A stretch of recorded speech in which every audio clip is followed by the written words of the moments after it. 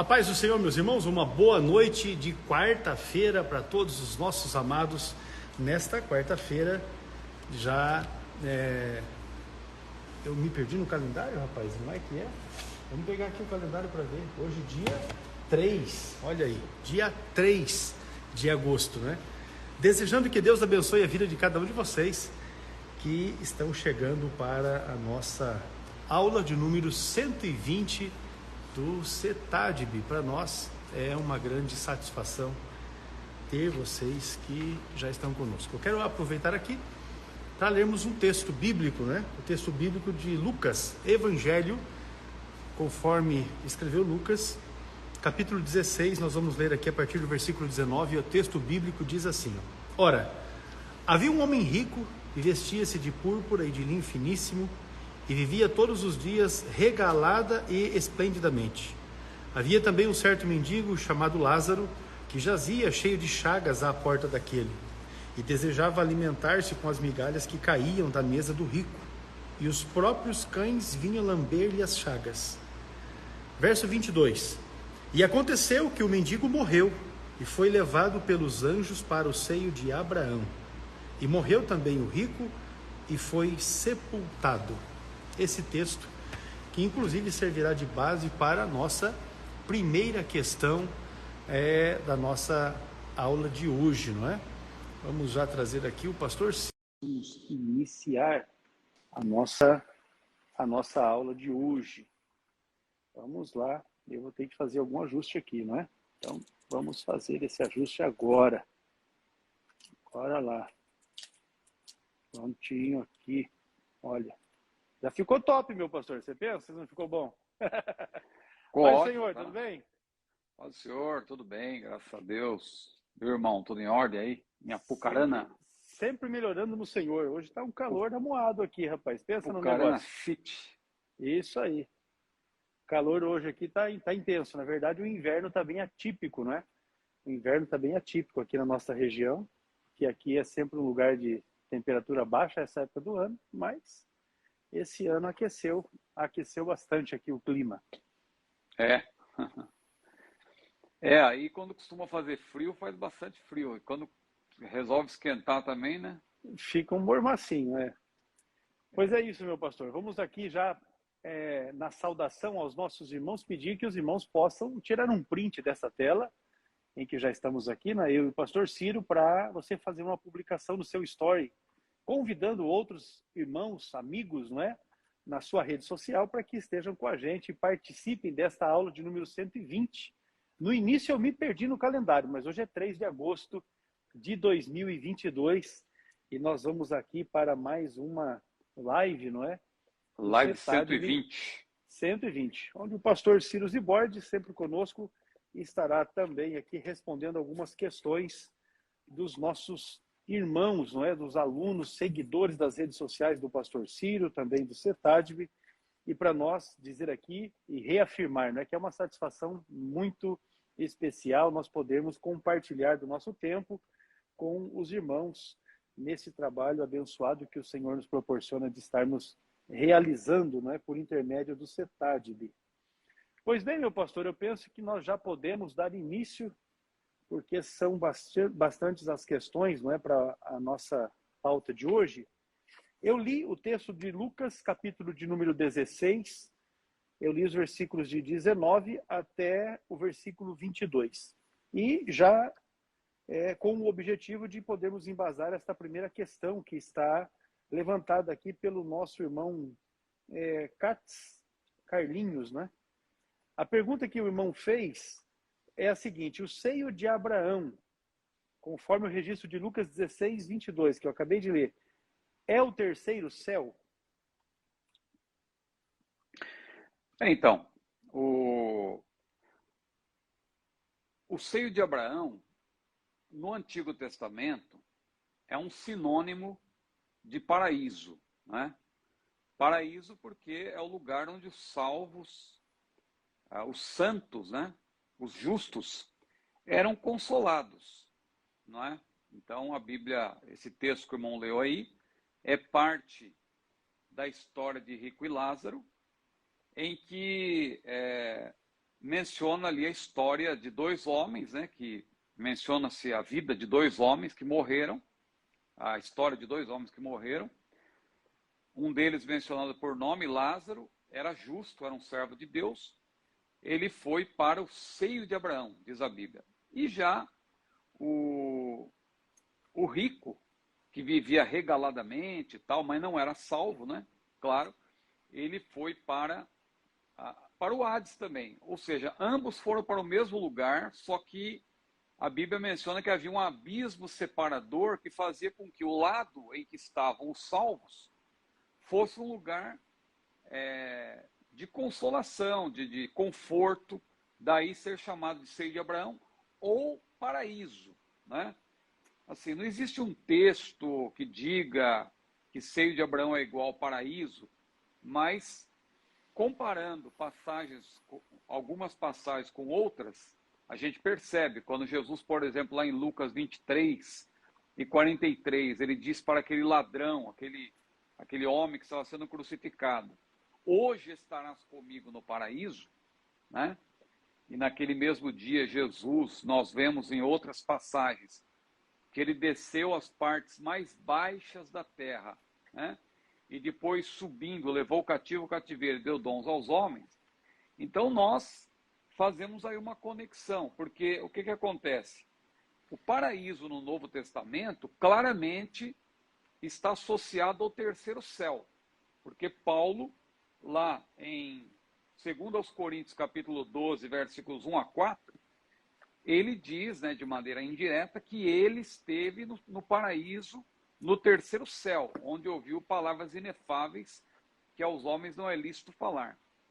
Então, a gente acredita o seguinte, que nos tempos do Antigo Testamento, antes de Jesus morrer na cruz, o Hades, né, era um lugar só, habitação dos mortos, era um lugar intermediário.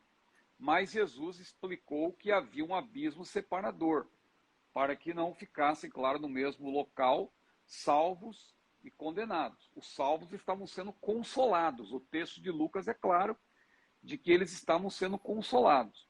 Mas quando Jesus morreu, ele desceu às partes mais baixas da terra. A gente pode aí deduzir, com base em 1 Pedro 3,19 e Efésios 4, 8 a 11, que o Senhor Jesus, ao morrer, ele desceu ao Hades e transportou, por assim dizer, os salvos que estavam no seio de Abraão, no paraíso dos tempos do Antigo Testamento, para o terceiro céu. Eles foram transportados para o terceiro céu.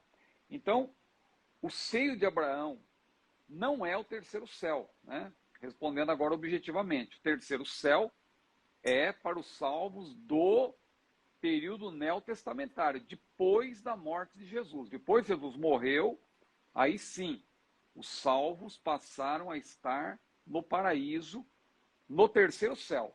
Mas podemos chamar o seio de Abraão também de paraíso, né? Era uma espécie de um paraíso. Mas é no Novo Testamento que você vê essa ideia mais clara, né?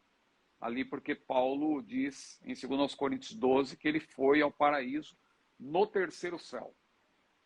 Maravilha, tá ótimo. Fato é que estes não estão num lugar de tormento, não é? Sim, Essa é a questão importante para a gente frisar, né? Aqueles que morrem em Cristo não estão em lugar de tormento. E também não estão em um lugar intermediário, onde você pode fazer ali acender umas velas, uns negócios assim, para, né, a pessoa poder, também não tem esse lugar. Não é um purgatório, né? É um lugar... Eu não ia citar o nome, mas já que você citou, é isso aí mesmo. A gente chama teologicamente de estado intermediário, porque ainda não é o estado final, né? Porque glorificado, né? A glorificação só vai acontecer quando houver a ressurreição do corpo. Porque é aí que vai se cumprir aquilo que Paulo disse em 1 Coríntios 15. O que é mortal vai se revestir da imortalidade, o que é corruptível vai se revestir da incorruptibilidade. Aí sim, espírito, alma e corpo vão ser transformados e glorificados. Agora, no estado intermediário, a pessoa está na condição imaterial, porque a parte material está na terra, né? O corpo está na terra.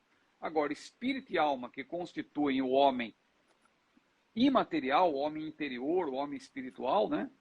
Ele, na verdade, está aí num estado intermediário, por assim dizer. Maravilha, tá ótimo. O Daniel Rodrigues, ele fez uma pergunta que é bastante interessante para o tempo, não é? Para o nosso tempo. Apóstolo foi só quem viu e quem andou com Jesus?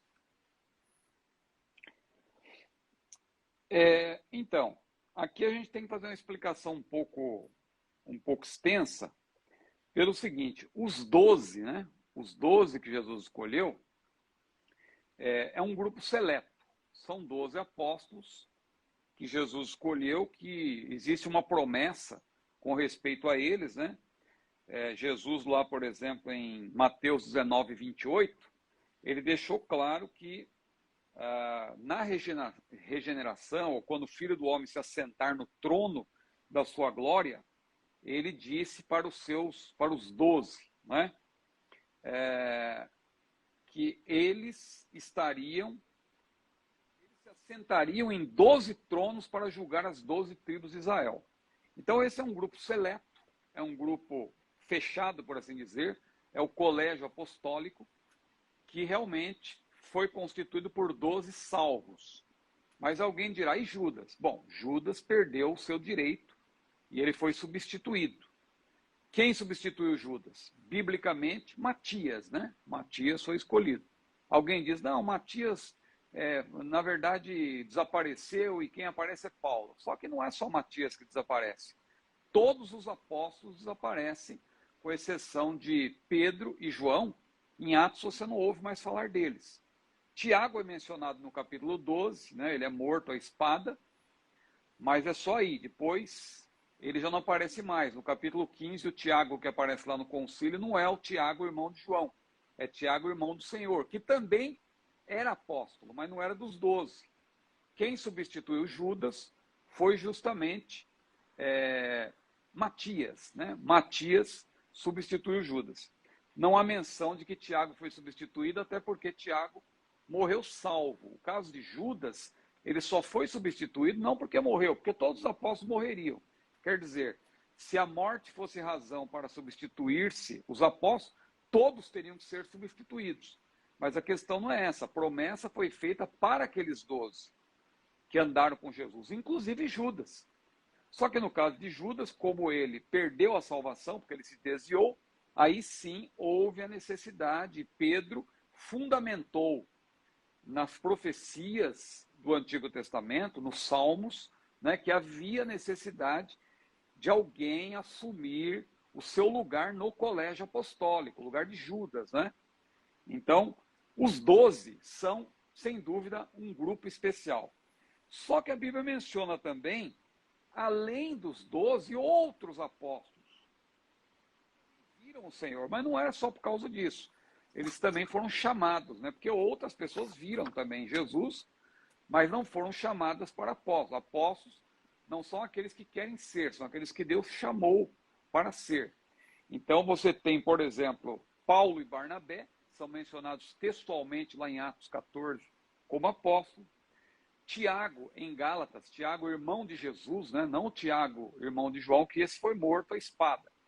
Diz lá Atos capítulo 12. Agora, Tiago, irmão de Jesus, que escreveu a epístola de Tiago, ele é mencionado em Gálatas como uma das colunas da igreja, juntamente com Pedro e João. Então ele era um dos apóstolos também, e que se tornou, inclusive, o líder da igreja. Porque lá no concílio de Atos 15, nós percebemos que Tiago, irmão do Senhor, presidiu aquela reunião, aquele concílio, aquele primeiro concílio da igreja.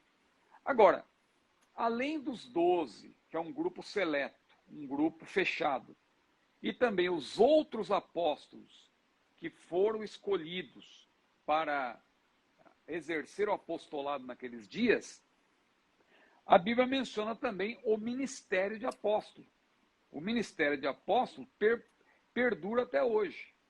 Claro que não é certo as pessoas quererem ser apóstolo assim a todo custo, né? E se autoproclamarem apóstolo, como a gente tem visto hoje em dia. Mas o ministério de apóstolo, em Efésios 4:11, a gente vê claramente que esse ministério vai perdurar, né? Até que, a Bíblia diz, né? Até que cheguemos à estatura de varão perfeito, etc. Então, respondendo objetivamente, apóstolo foi só quem viu e andou com Jesus? Naqueles dias em que Jesus andou na terra, sim. Só que o ministério de apóstolo permanece, né? Então, nos dias de hoje, nós temos apóstolos também. Claro que não é qualquer pessoa, é aqueles que a quem o Senhor chama. E também não tem nada a ver o título, né? A pessoa às vezes usa o título de apóstolo, não quer dizer que seja apóstolo necessariamente. Existe o título de apóstolo, mas nem sempre esse título corresponde ao ministério que a pessoa tem. Na Assembleia de Deus, por exemplo, a gente não tem o título de apóstolo, mas a gente reconhece que alguns homens de Deus receberam do Senhor o ministério apostólico, né? Como é o caso de Daniel Berg, Gunnar Wingren e tantos outros que já partiram para a glória, que a gente sabe que foram verdadeiros apóstolos. Maravilha. Está aí a questão levantada pelo nosso irmão Daniel Rodrigues. Agora, o Joab Souza, que é pastor, inclusive, ele deixou para nós a seguinte pergunta: o que dizer da crença somente na palavra revelada? Então, existe essa linha aí de pensamento, né? As pessoas acharem que a Bíblia tem um sentido por trás do texto, né? Isso aí é uma ideia equivocada, que não é recente, ela é antiga. Essa ideia de que Deus nos deu um livro, que é um livro misterioso, um livro assim que tem verdades ocultas nas entrelinhas. Isso começou já no tempo lá de Esdras e Neemias. Quando Esdras e Neemias interpretavam a Bíblia, eles interpretavam a Bíblia de maneira literal. Mas a história mostra que naqueles dias já surgiu um movimento chamado letrismo e também o próprio alegorismo. O letrismo queria interpretar cada letra, né, ver um sentido, calcular as letras e tal, para extrair um sentido além daquele que está no texto propriamente dito. Mas nós defendemos, claro, a ideia de que o texto bíblico ele foi dado para ser entendido da forma como Deus deu. A lei, por exemplo, os 10 mandamentos, as profecias. Não existe um sentido por trás. O sentido, obscuro, né? Obscuro. O sentido está claro, né? Mas se nós estudarmos um pouco sobre a história da interpretação da Bíblia, a gente vai ver que os métodos de interpretação da Bíblia, eles acabam muitas vezes se desviando, muitos deles, do sentido literal e histórico do texto. É bom dizer que Jesus, quando andou na terra, e os apóstolos, eles tomaram a Bíblia literalmente. Você não vê Jesus incentivando-nos a buscar um sentido enigmático, oculto. Não. Jesus, inclusive, citou os textos do Antigo Testamento como literais históricos. Ele fala de Adão e Eva, ele fala de Jonas, inclusive, que esteve 3 dias e 3 noites no ventre do grande peixe e tal. Ele não cita isso como algo alegórico, como uma ficção. Não, ele cita como algo que realmente aconteceu. E Jesus, então, e os apóstolos, eles ali colocaram a semente para o que nós chamamos hoje de método histórico gramatical, que foi desenvolvido mais precisamente na escola chamada de Antioquia da Síria. Na cidade de Antioquia da Síria se desenvolveu esse método, que na verdade é o método de Jesus, só que ele foi se aprimorando com o tempo, o chamado método histórico-gramatical, que tem esse nome por quê? Porque você toma o texto bíblico como histórico, como literal. Você não tem permissão para alegorizar aquilo que é literal. Como também não tem permissão para literalizar o que é alegórico. Quando o texto é alegórico, o próprio contexto mostra isso. Só que Em Alexandria, no Egito, acabou surgindo uma outra escola, né? Uma escola alegorista, de Filo de Alexandria, e depois também Orígenes, e eles acabaram valorizando mais o que está por trás do texto, no sentido, não o sentido que está no texto em si, mas eles quiseram ler além, nas entrelinhas, por detrás, no sentido oculto. E Agostinho também valorizou muito isso. Agostinho, ele falava que a Bíblia tem 4 sentidos e o literal era o menos importante. Então tinha um sentido espiritual e tal, escatológico ou anagógico, né, como ele chamava. E Agostinho, como foi um importante pai da igreja, ele acabou, na verdade, influenciando muitos que levaram adiante o seu método, que prevaleceu em toda a Idade Média, né? Praticamente. Mas quando chega no tempo da Reforma Protestante, Lutero, Calvino, né, Tyndale, os reformadores, eles resgataram a maneira de interpretar a Bíblia da forma como Jesus e os apóstolos faziam, e os primeiros pais, que eram também literalistas, né? A escola de Antioquia da Síria. Então, os reformadores resgataram e aperfeiçoaram o que nós chamamos hoje de método histórico-gramatical. Só que o tempo foi passando, chegou a Renascença, e depois veio o Iluminismo, aquelas mentes brilhantes, os homens começaram a valorizar a razão, endeusaram a razão, colocaram a razão como mais importante, né? Descartes e tal, e aqueles homens lá, Kant, eles começaram a endeusar a razão, Rousseau, né? E tantos outros, e aí surgiu o método histórico crítico. Não confunda com o método histórico gramatical, método histórico crítico. O método histórico crítico, ele já é errado nas suas pressuposições, porque ele parte do princípio de que a Bíblia não é a palavra de Deus. A Bíblia é um livro qualquer que tem que ser questionado e etc. O texto é um texto como qualquer outro. Então, resumindo, qual a diferença? O método histórico gramatical que nós defendemos parte do pressuposto de que a Bíblia é a palavra de Deus e respeita o sentido autoral. A exegese, na verdade, é para descobrir-se o sentido que o autor tinha em mente quando ele foi inspirado pelo Espírito Santo. O que Paulo quis dizer para os seus destinatários originais e a nós por extensão, né? Então, esse é o método histórico-gramatical. O método alegórico ficou no tempo, né? E depois veio o método histórico-crítico, que questiona o texto, critica o texto, não considera o texto como palavra de Deus. O que o nosso irmão está falando na pergunta aí hoje, de palavra revelada, tem a ver com a nova hermenêutica, que não é nova, porque eu já disse que já havia o letrismo lá no passado, o alegorismo, pessoas querendo buscar um sentido por detrás do texto. Então, o que é a palavra revelada? Muita gente, por exemplo, faz uma separação entre logos e rema. Não, a Bíblia é logos, mas quando Deus te dá rema, que são, no grego, quem estuda um pouco de grego sabe que são sinônimos. Não tem essa diferença de que rema é uma palavra revelada, porque tem gente que acredita que vai ler a Bíblia e Deus vai revelar algo novo para a pessoa ali que nunca foi revelado para ninguém. E é aí que surgem heresias. Essa é uma hermenêutica, uma exegese que nós não recomendamos. A exegese que nós recomendamos é você procurar entender o que está escrito no texto, porque esta é a revelação de Deus. O Espírito Santo ajuda você a compreender o que foi dado, não o que ainda será dado, o que ainda será revelado. Já foi revelado, o que está na Bíblia está revelado.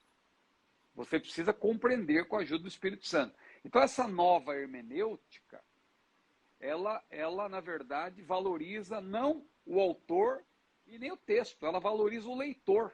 Aliás, é o assunto da lição da Escola Dominical nessa semana, né? Que também trata disso. Na seguinte, não lição 7, é a próxima. Que eu já estou estudando antecipadamente. É a próxima. É a 7. Eu estudei hoje ela. É a 7. É a 7, perdão. A Esse sexta ainda Esse final de semana é a sexta. A sexta ainda é essa questão aí que trata da ideologia de gênero, né, essas coisas aí. As ideologias contrárias da família. Na outra semana, que é a relativização da Bíblia, aí o autor menciona, inclusive, essa questão da nova hermenêutica, de valorizar-se o leitor, né? O leitor com as suas, o leitor de acordo com as suas Com as suas ideologias. pressuposições.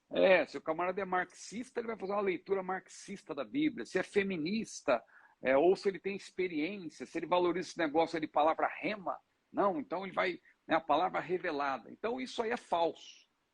Isso nós rechaçamos. O que é verdadeiro é o que está escrito.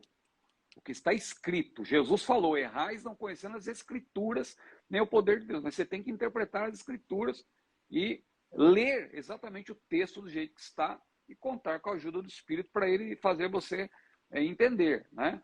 Mas querer achar um sentido por detrás do texto, aí é falso. É falso. Fuja disso, porque isso só vai conduzir a uma conduta errônea. Ah, irmão Ciro, mas nós não somos pentecostais. Hoje em dia tem gente que fala que o pentecostal ele está em transe. Quando ele está estudando a Bíblia, ele fica num transe e tal, e ele encontra um sentido. Não, nada disso. Hermenêutica é a mesma para todos. O pentecostal, o que ele tem, claro, é a ajuda do Espírito. Ele conta com a ajuda do Espírito. Mas ele não, o Espírito não vai fazer a pessoa ler além do que está escrito. Por isso que a Bíblia diz, Paulo até falou, que em nós aprendais a não ir além do que está escrito. 1 Coríntios, capítulo 4. Lá na igreja de Toronto, a igreja do aeroporto em Toronto, no Canadá, começaram aquelas aberrações, unção do riso e unção da lagartixa, do leão, do elefante, do cachorro, não sei mais o que, porque eles deixaram a Bíblia de lado e começaram a buscar esse tipo de palavra revelada, e dali a pouco o camarada deixou de pregar e ficou dando gargalhada no púlpito, e aí não pregaram mais e ficaram dando lugar, vazão para esse tipo de coisa. Aí, um dos pastores daquele movimento, Paul Gold, ele saiu daquele movimento, inclusive ele deu uma entrevista para o Mensageiro da Paz, né, falando, o Mensageiro da Paz publicou, né, uma entrevista dele, ele denunciando aquele movimento que a igreja do aeroporto de Toronto, ela se desviou da verdade, justamente porque deixou de estudar a Bíblia, deixou de interpretar a Bíblia corretamente para dar lugar ao que chamam aí de palavra revelada. Cuidado com isso, né? A gente até brinca, tem também aquela questão da pessoa ficar abrindo a Bíblia assim, aleatoriamente. É um tipo de palavra revelada também, a pessoa achar que vai abrir e vai aparecer um versículo ali, como se fosse um livro de sorte. A Bíblia é para ser estudada. Pode acontecer de, eventualmente, você abrir a Bíblia e ter um versículo ali que fale com você, né? Deus pode também falar dessa forma, mas é exceção à regra. Se você quiser fazer disso um método, você vai ter problema, porque uma hora você pode abrir... uma hora você vai abrir nas genealogias, outra hora você abre nas páginas brancas e tal, e você, na verdade, não vai ser bem sucedido aí com esse método. Com certeza. Então, essa é a feitiçaria de crente, né? Pois é. Vamos lá, então. Lux, deve ser o Lucas, né? Porque o indivíduo tem aqui o nickname dele como Luke. Sem ser batizado no Espírito Santo, uma pessoa pode ser cheia do Espírito Santo? Então, é preciso entender o sentido de ser cheio do Espírito Santo dentro do contexto, né? Porque o termo cheio do Espírito Santo no Novo Testamento é um termo polissêmico, ou seja, ele tem vários sentidos de acordo com o contexto. Pode significar batismo no Espírito Santo, pode significar ser dominado pelo Espírito. Por exemplo, quando Paulo diz lá em Efésios 5,18, não vos embriagueis com vinho que a contenda, mas enchei-vos do Espírito. Pode ver que ele faz um contraste, né? Entre uma pessoa embriagada, uma pessoa cheia de vinho, com uma pessoa cheia de Espírito. O que Paulo quis dizer ali? Assim como uma pessoa cheia de álcool, cheia de vinho, está sob a influência da bebida, ela é dominada, por assim dizer, pelo álcool. O crente cheio do Espírito, ele é dominado pelo Espírito, né? Ele é controlado pelo Espírito. Claro que ele não perde a razão, mas ele é dominado, orientado, dirigido pelo Espírito. Então ali o sentido de ser cheio do Espírito é ser controlado pelo Espírito, é estar na direção do Espírito. Em outras passagens, pode significar batismo no Espírito Santo, como, por exemplo, Atos 2 e 4. Né? Todos foram cheios do Espírito Santo e começaram a falar em outras línguas, conforme o Espírito Santo lhes concedia que falassem. Então, respondendo objetivamente, sem ser batizado no Espírito, uma pessoa pode ser cheia do Espírito? Pode, no sentido de ser dominada pelo Espírito, de ter o fruto do Espírito. Porque o crente, ele já é cheio do Espírito, né, por assim dizer. Ele pode ser mais cheio, mas ele já é cheio no sentido de que ele está sendo dominado pelo Espírito, ele está sob o controle do Espírito, se ele der lugar para o Espírito. Porque o batismo no Espírito é um revestimento de poder para quem já é salvo, né? Então, a operação do Espírito é multifacetada. O termo do Espírito também, claro, é um termo polissêmico. Ser cheio do Espírito, então, não é o mesmo que ser batizado a rigor, né? Embora o batismo no Espírito Santo seja descrito como ser cheio do Espírito, você vê o próprio Pedro, por exemplo, que foi cheio do Espírito em Atos 2. Depois você vê que Pedro estava cheio do Espírito, tal. Depois a Bíblia diz lá em Atos 4 que moveu-se o lugar em que estavam reunidos e todos foram cheios do Espírito e Pedro estava lá de novo. Ora, isso não pode significar o batismo do Espírito, porque Pedro já tinha sido batizado. E o batismo no Espírito Santo é uma bênção que acontece uma única vez. A pessoa pode ser renovada, tal, mas o batismo no Espírito em si é uma bênção que acontece uma única vez. Agora, ser cheio, não. Ser cheio no sentido de cada vez mais você ter uma comunhão maior com o Espírito, você ser renovado, você ser avivado na sua fé, isso aí é algo que pode acontecer constantemente. Tanto que Paulo, lá em Efésios 5,18, ele usa ali o verbo no grego, né? O tempo verbal no grego indica algo contínuo. Não é no tempo auristo, como se diz, né? Algo que já aconteceu. Não.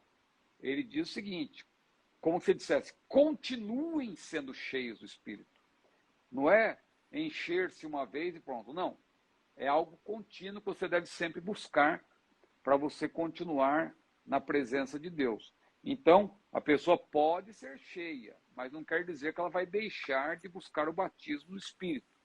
Ela pode ser cheia no sentido de ter uma comunhão maior com Deus, mas é o batismo no Espírito que abre a porta para aí o que nós chamamos de dimensão carismática, para usufruir daqueles dons que Paulo menciona, os dons congregacionais, lá em 1 Coríntios capítulo 12, não é? Versículos 1 a 11. Maravilha. Está aí a questão, então, do pastor Natan Dias agora. Natan Dias, ele pergunta assim, olha, quando os filhos de Deus iam se apresentar a Satanás, referindo-se ao texto de Jó, não é? E Satanás ia no meio deles, quem eram estes filhos e onde acontecia, onde era esta reunião? Bom, essa reunião é na presença de Deus, então, com certeza, Deus está no céu. Então, Deus permite, né? Algumas coisas, Deus permite. E aqui, quando Satanás se apresentava, é porque Satanás, mesmo como anjo caído, a Bíblia menciona que Deus permite que ele tenha um relativo acesso à sua presença. Agora, é bom destacar o seguinte, que o termo filho de Deus precisa sempre ser interpretado à luz do contexto. A gente não pode extrair o sentido do contexto e achar que é sempre a mesma coisa, né? É sempre a mesma coisa, porque o que determina o sentido é o contexto. Então, por exemplo, o próprio Senhor Jesus, ele é chamado de monogenés, né? O filho unigênito de Deus, ou seja, o único do gênero. Monogenés não significa apenas único, mas significa único do gênero.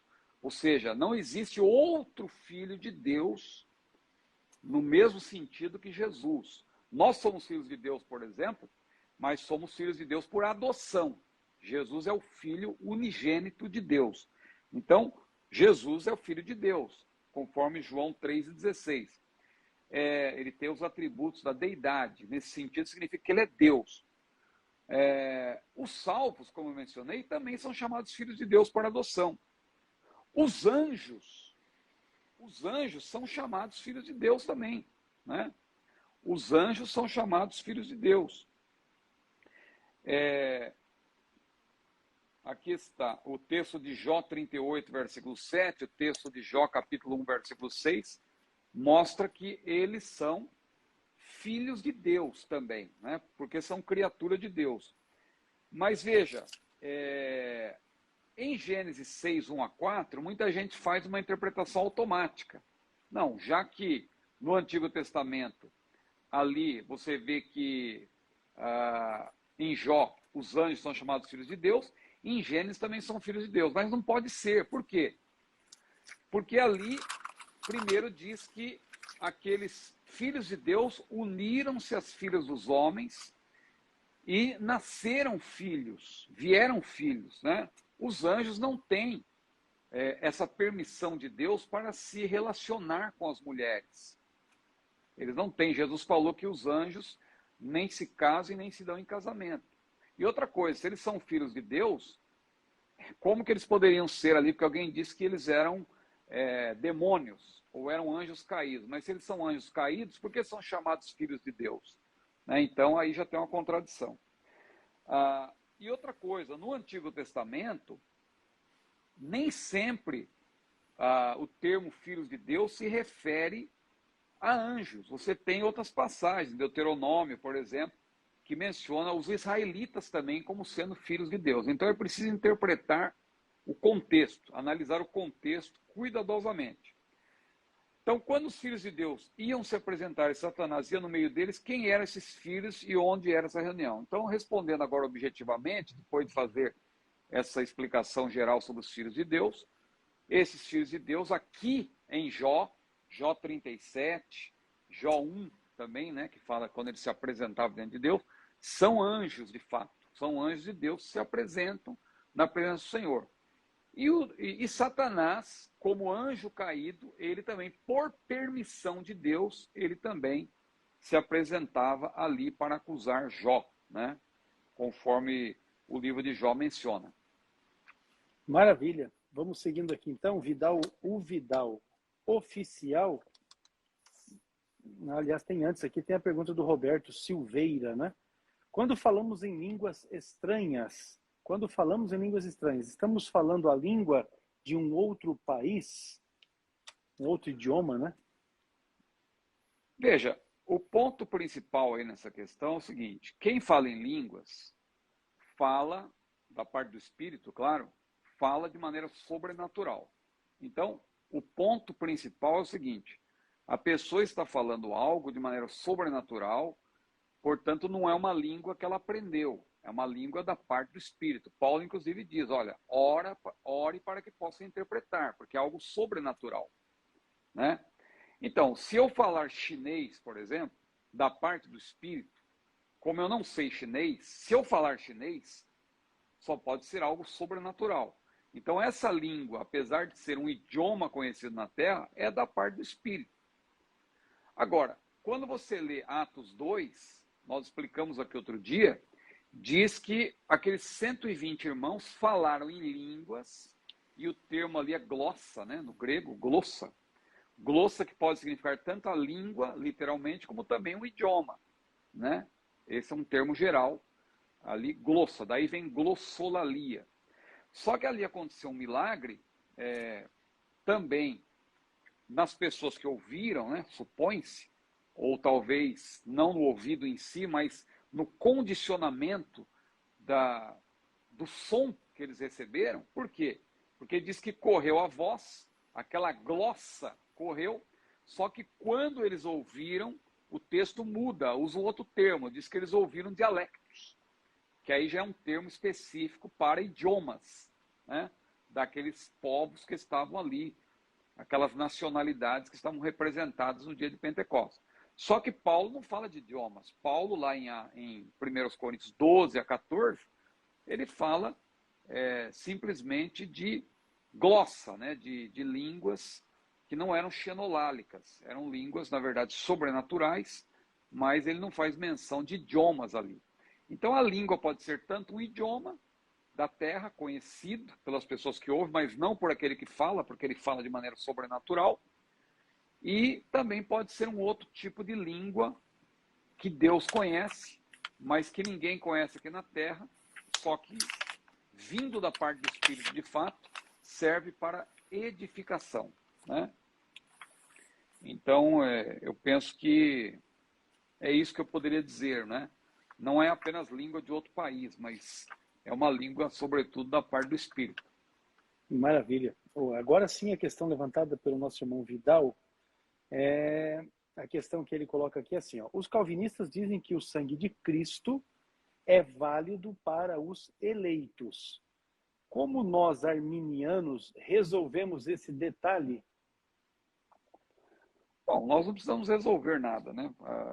Porque não fomos nós que criamos o problema, né? O problema vem da parte dos irmãos calvinistas que interpretam de outra maneira. Nós vemos que a Bíblia é suficientemente clara quando diz que Jesus morreu por todos. Então eu não vou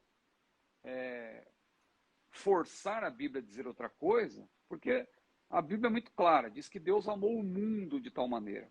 Aí os calvinistas vão dizer que não é mundo, não são todos, na verdade é uma parte, são todas as pessoas, todos os tipos de pessoas do mundo. Não, a Bíblia diz claramente, o mundo, é a totalidade. Hebreus 2:9 diz que Jesus provou a morte por todos os homens. Aí os calvinistas dizem, não é todas as pessoas, mas é todos os tipos de pessoas.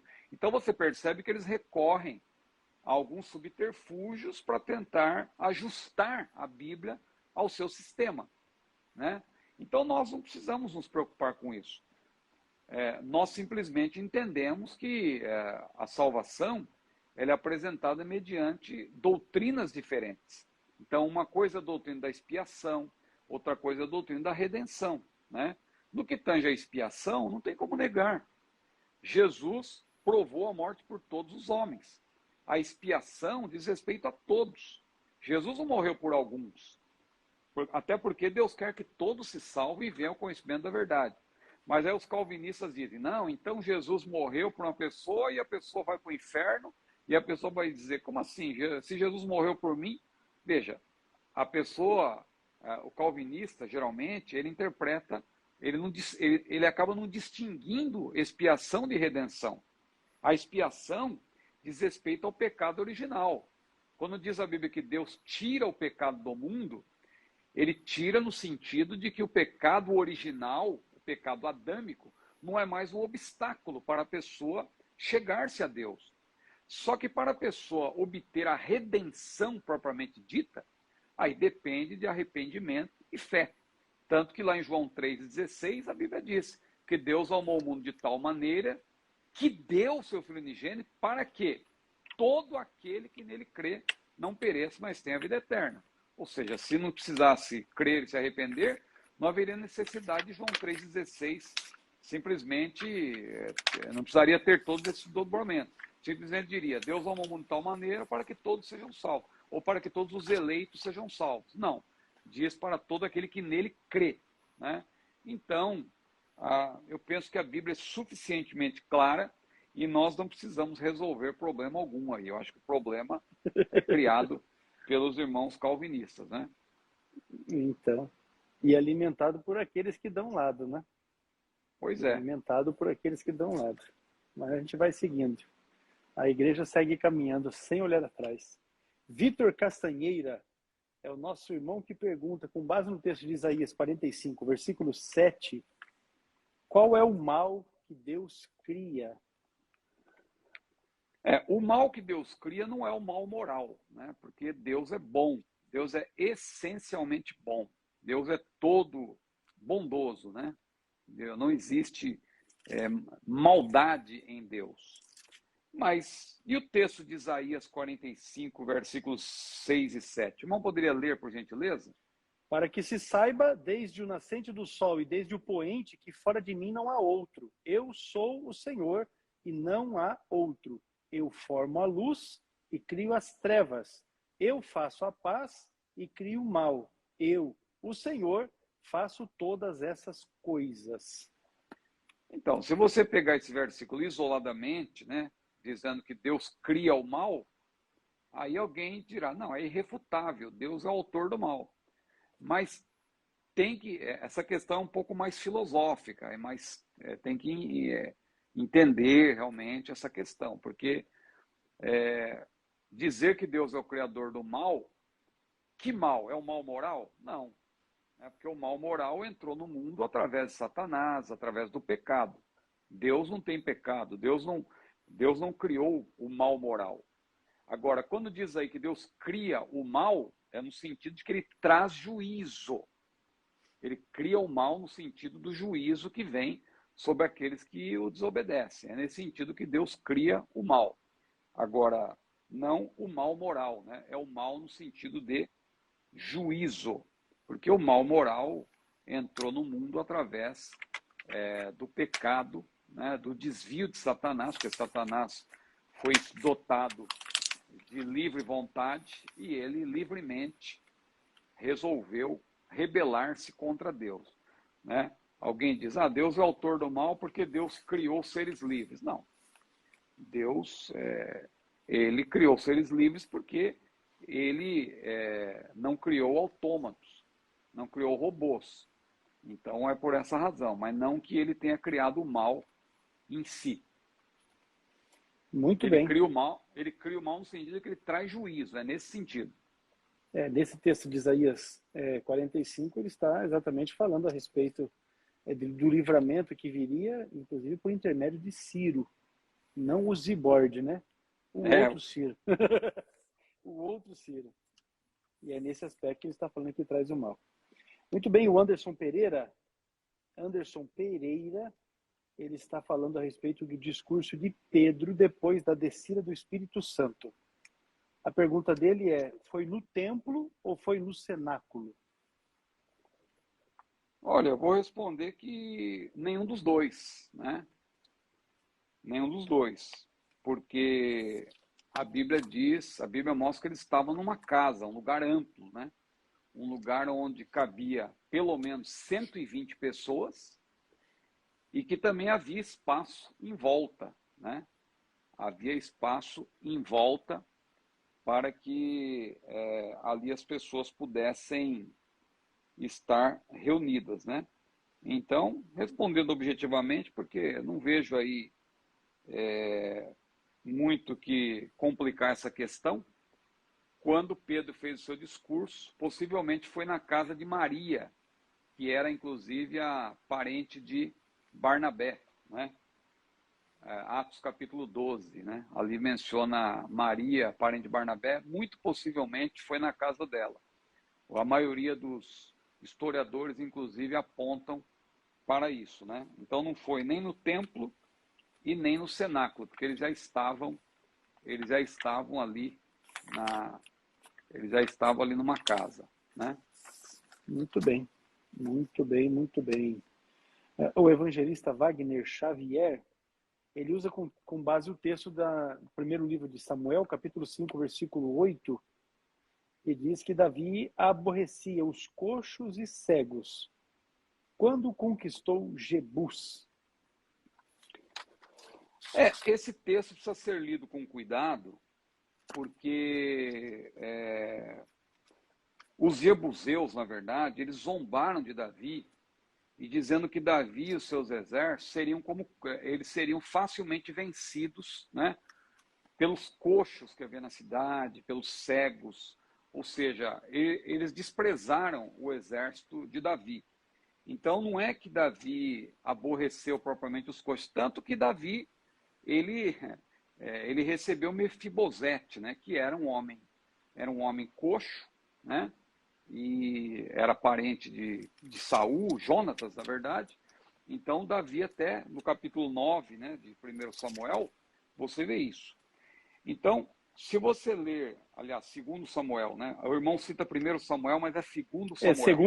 Segundo, que eu estou verificando agora aqui. O segundo Samuel, livro de Samuel.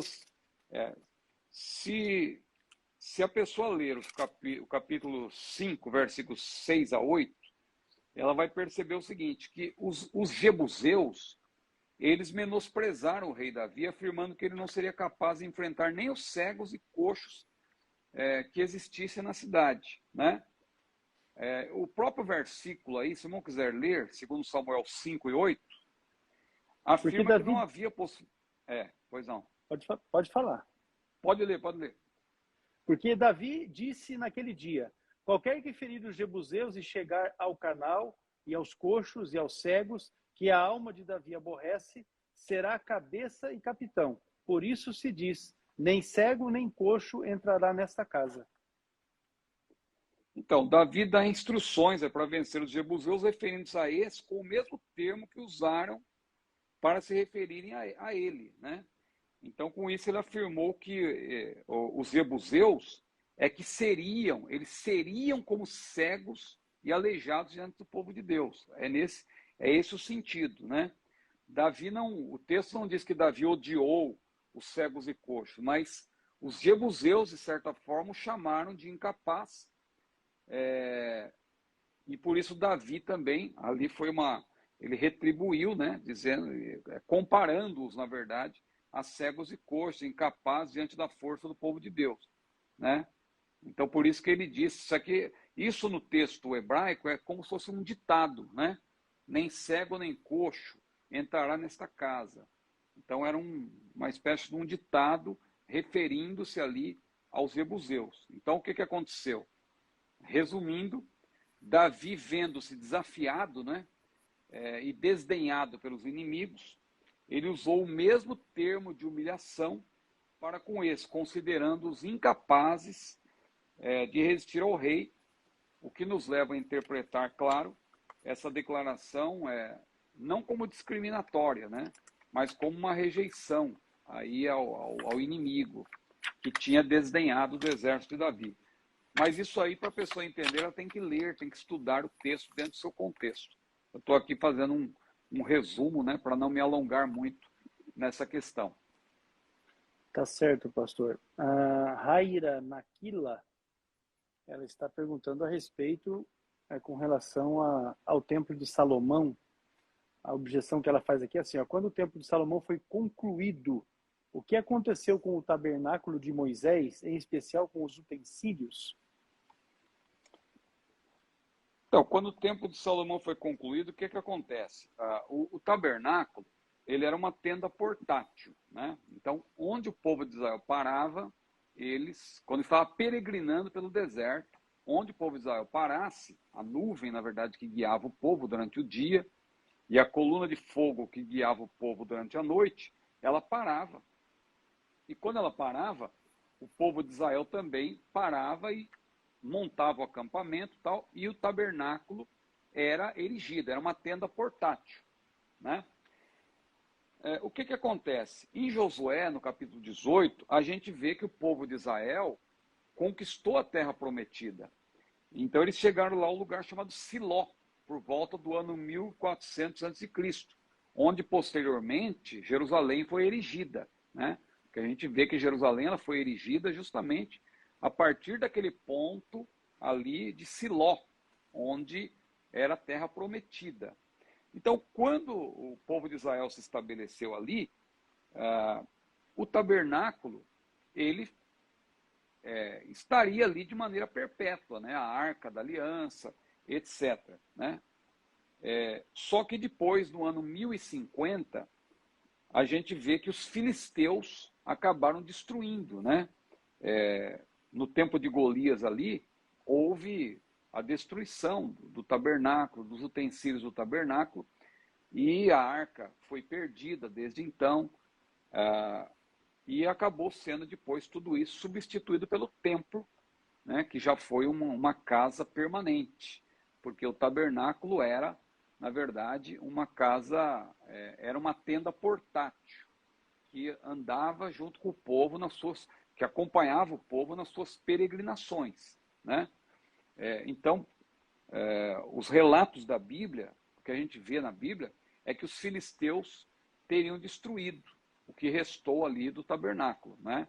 Mas o tabernáculo ele fazia sentido enquanto o povo estava peregrinando. Depois veio o templo que substituiu ali os utensílios, claro, numa dimensão maior, alguns objetos também em maior quantidade, né? Claro, seguindo-se a mesma a mesma disposição, só que ampliada, né? O lugar santo, o lugar santíssimo e tal, mas o templo substituiu aquela tenda portátil. Então, quando o templo de Salomão foi concluído, o que aconteceu com o tabernáculo de Moisés? Não aconteceu nada, porque ele já não existia mais naquele tempo. Ele já tinha passado muito tempo, os filisteus tinham destruído, né? A Bíblia não menciona que alguns utensílios teriam sido guardados e tal. A própria arca foi perdida, né? Existem até filmes aí que tratam disso, né? Os caçadores da arca perdida e tal, porque não se soube mais daquela arca do tabernáculo. Aquela arca, ela realmente se perdeu e no templo foi feito tudo novo, né? Maravilha.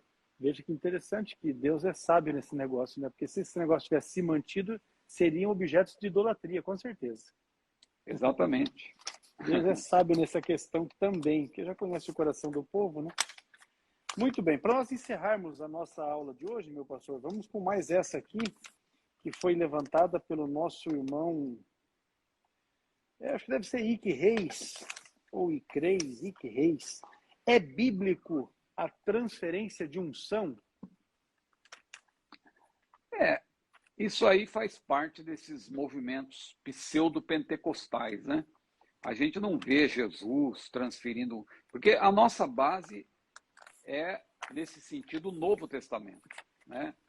A gente não tem pessoas que ficam procurando algumas referências isoladas no Antigo Testamento para querer justificar determinadas práticas, né? Hoje em dia tem essa unção, o pessoal fica derramando óleo na cabeça de quem vai ser separado para o ministério, que é uma unção que não se aplica ao Novo Testamento. No Antigo Testamento você tinha unção de reis, era feita dessa maneira, né? Simbolicamente e tal. No Novo Testamento você já não tem isso, unção literal. E também não tem essa questão de transferência de unção. A gente vê aí, lamentavelmente, hoje em dia alguns pregadores que até tiram os sapatos dos pés e encosta o pé no pé do outro, ou até outras formas exóticas, né? De transferência de unção, mas na verdade nós não precisamos desse tipo de coisa. Nós temos a unção do Espírito Santo, que é suficiente. Claro que uma pessoa cheia do Espírito Santo, ela pode orar por nós e nós podemos ser abençoados por Deus, mas não é que aquela pessoa vai transferir algum tipo de unção para alguém, né? Então, aí, para concluir, eu não vejo base bíblica aí para essa questão, né? E aí eu vou deixar uns minutinhos aí para o irmão Tá certo, meu pastor. falar dos nossos Vamos cursos aí, né? a respeito Que do estão CETAD, maravilhosos. com certeza. Aproveitar aqui que os irmãos estão conosco, não é? O Alisson está com a gente aqui na live, tem colocado ali algumas informações a respeito do curso. Eu aproveitei e deixei fixado aqui o endereço do nosso site, a partir do qual os irmãos podem estar adquirindo qualquer um dos nossos cursos ou pode também estar abrindo um núcleo na sua igreja, não é? Logo no início da live nós tivemos o contato ali de um irmão da região dos Lagos, no Rio de Janeiro. Nós vamos, assim que acabar a live aqui, já dar um retorno também para ele lá. Aos irmãos, não é, que têm nos acompanhado, desejamos que o Senhor continue vos abençoando. Dizer que o CETADB está oferecendo o curso de teologia. Este aqui é um módulo do curso básico de teologia, a disciplina Os Evangelhos e Atos. É o curso básico que é realizado através do estudo de 17 dos livros, não é? Que são ofertados. Nós também temos o curso de perguntas escatológicas, que é material escrito pelo pastor Ciro Sanches e Borde, para que você esteja aprofundando os seus conhecimentos no que diz respeito à escatologia bíblica. São 101 perguntas que explicam, fazem uma explanação, por intermédio das suas respostas, é claro, a respeito do tema da escatologia. Nós lançamos também, aí no finalzinho do mês passado, este curso aqui, curso para formação de educadores cristãos. Esse é um curso direcionado para o preparo de professores, tanto para a aula do curso bíblico, como também da escola bíblica dominical. Estratégias transformadoras que geram alunos Avivados e Engajados. Curso para formação de obreiros, o CFO, um material direcionado para treinamento e capacitação de auxiliares da igreja, cooperadores, diáconos, presbíteros. Temos aqui um manual, né, nesse curso, um manual de cerimônias completo, desde você fazer lançamento de pedra fundamental, fazer inauguração das dependências da igreja, como celebrar um casamento, como realizar um culto fúnebre, como você fazer, ministrar a Santa Ceia, enfim, todas essas orientações neste curso para formação de obreiros, o CFO. Temos também o curso para formação de capelães. Esse é um módulo escrito pelo pastor Douglas Batista, que também é o presidente do Conselho de Educação da CGADB e que também leciona, não é? Este curso que você pode fazer, inclusive ele online, uma bênção, através do CETADB. E aí está o site cetadb.com.br.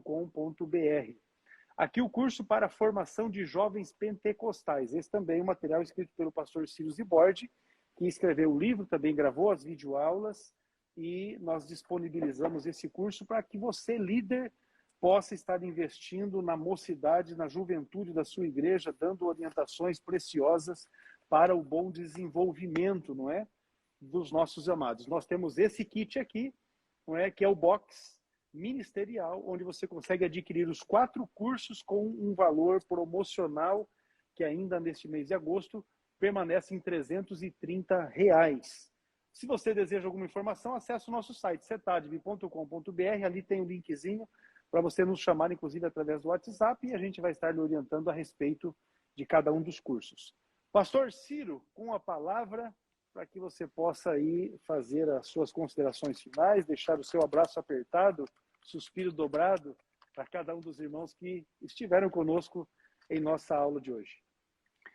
Quero agradecer a todos aí pela presença aqui nessa live. Eu estava olhando aqui, lendo todos os comentários. Deus abençoe os irmãos, as irmãs, nossos alunos que estão espalhados pelo Brasil, pelo mundo, o Alisson, que está aí sempre presente, nosso soldado aí, né? Está sempre trabalhando. Fazendo a sementeira muito boa lá na região dele. Amém. Então, eu agradeço, pastor. Deus abençoe o irmão, a irmã Eliane, aí em Apucarana, toda a equipe aí, e todos os professores e alunos espalhados pelo Brasil.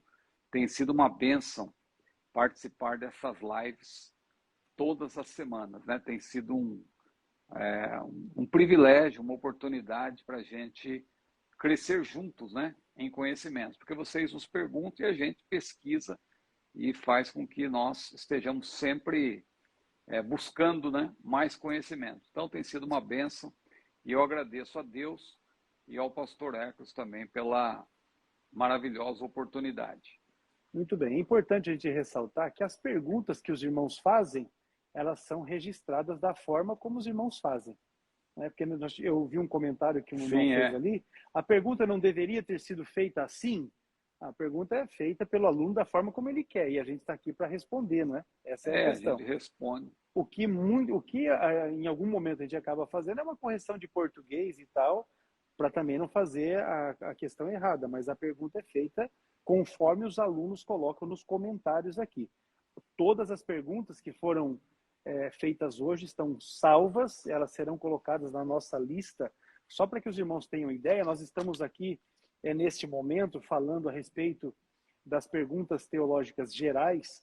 Essas perguntas que foram respondidas hoje foram perguntas feitas dia 1º de setembro do ano passado, dia 1º e dia 8 de setembro do ano passado. Na nossa live do ano passado, no mês de setembro, essas perguntas teológicas gerais foram feitas e elas foram registradas e nós estamos respondendo aqui para os nossos irmãos. Não é? Só deixar essa questão aí para os irmãos. Como nos identificaram aqui, os irmãos que são capixabas estão conosco, os pernambucanos estão conosco, Ibiraçu, o Carlos, não é? Deixa eu pegar aqui mais, ó, piauiense, os nossos irmãos pernambucanos, maranhense, lá de Santa Inês, o Rafael, que inclusive foi coordenador do nosso curso de formação de jovens pentecostais lá na igreja. Deixa eu ver quem mais está aqui, Rio Grande do Norte, o Alisson. Tem um outro irmão que se identificou também do Rio Grande do Norte aqui, mas passou as mensagens, foram passando. Enfim, cada um de vocês que estiveram conosco nesta aula de número 120. A vocês a nossa gratidão. O nosso desejo é que Deus continue abençoando a vida de vocês, a vossa família, que o nome de Jesus seja exaltado e glorificado através da vossa vida. Bahia está com a gente também. Deus abençoe. Quarta-feira tem mais. Quarta-feira, deixa eu pegar o calendário aqui, porque hoje eu errei. Na hora que eu comecei, me deu aquele branco. Que dia que é hoje? Hoje é 3. A próxima quarta-feira é dia 10. E os irmãos lá de Queimadas, na Paraíba, o José Nilton vai estar com a gente dia 10, quarta-feira próxima, para a nossa aula de número 121. Márcio Néria, do Rio Grande do Norte, também está na área. O Senhor abençoe a vida de cada um de vocês. Pastor Ciro, nossa saudação aí para a tua turma todinha, né? Para a sua filha, não é? A irmã, eu ia falar irmã Bruna, mas não é Júlia. Bruna, né? É a Júlia. E também para a irmã Luciana. O Senhor abençoe a vida Amém. de vocês. Até a próxima. A paz do Igualmente. Senhor. Até a próxima. Tchau, tchau. Amém.